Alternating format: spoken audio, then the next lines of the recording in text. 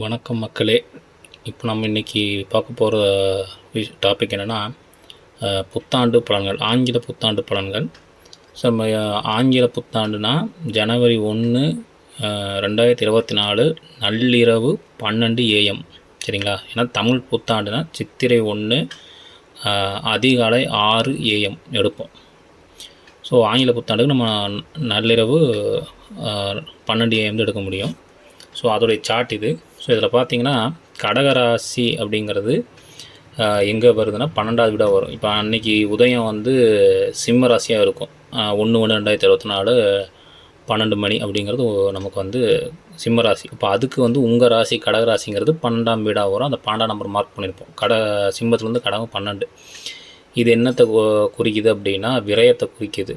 So இந்த ஆண்டு முழுக்க உங்களுக்கு எப்படி இருக்குன்னா நிறைய செலவுகள், விரய செலவுகள் இருக்கும். அது வந்து நல்ல விஷயத்துக்கு இருக்குமா, இல்லை வந்து ஒரு மாதிரி நெகட்டிவான விஷயங்களுக்கு செலவு இருக்குமா அப்படின்னு பார்த்தோம்னா, உங்களுக்கு வந்து குரு பார்வை அப்படிங்கிறது வந்து கடகராசிக்கு இல்லை. 5ஆம் பார்வை கிடையாது, இந்த வருஷம் முழுக்காவே இல்லை. ஸோ குரு பார்வை இல்லை. ஆனால் வந்து கடகத்துக்கு வந்து சனி வந்து அஷ்டமத்துலேருந்து அஷ்டமச்சனி நடத்துது. ஸோ அப்போ இது என்ன அப்படின்னா உங்களுக்கு வந்து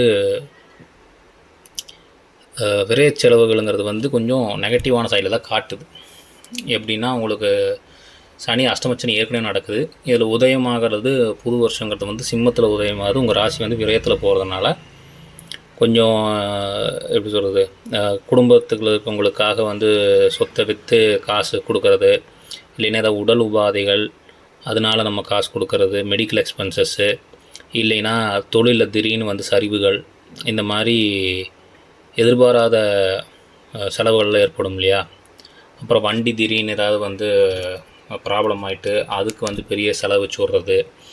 அதுக்கப்புறம் யாருக்காவது இப்போ என்ன சொல்கிறது, இப்போ பசங்கள்லாம் வந்து இந்த காலேஜ் போகிற ஸ்டேஜ் இருக்காங்கன்னா அவங்களுக்கு வந்து கவுன்சிலிங்கில் சீட்டு கிடைக்குன்னு நினைப்பீங்க. பட் ஆனால் அது கிடைக்காம இது மேனேஜ்மெண்ட் கோட்டாவில் போய் பணம் கட்டுற மாதிரி இருக்கும். 20 லட்சம் 30 லட்சம் அந்த மாதிரி. ஸோ நம்ம எதிர்பார்த்த மாதிரி நல்ல விதமாக இல்லாமல் அது ஒரு மாதிரி செலவுகள் எடுத்துவிடும், அந்தந்த ஏஜ் குரூப்புக்கு அந்தந்த இதுக்கு தகுந்த மாதிரி. ஸோ அதனால் கொஞ்சம் செலவுகள், இந்த விரயங்கள் அதிகமாக இந்த வருஷம் இருக்கும். ஸோ அதை கொஞ்சம். இன்னொன்று பார்த்தீங்கன்னா உங்கள் ராசிக்கு வந்து 2ஆம் அதிபதி தனாதிபதி சூரியன் வந்து 6ஆம் பாவத்தில் போய் இருக்கும் அந்த வருஷ தொடக்கத்தில், அது கடன் ஸ்தானத்தில். ஸோ அதனால் என்னென்னா நீங்கள் கொஞ்சம் அந்த தொழில் ரீதியாக கடன் வாங்குறது இது மாதிரிலாம் பண்ணி லோன்லாம் வாங்கி பண்ணிங்கன்னா அது கொஞ்சம் அடைக்க முடியாமல் அதனால பெரிய கொஞ்சம் இதாகும், செலவுகளாகும். ஸோ அதனால் கொஞ்சம் பார்த்துக்குங்க.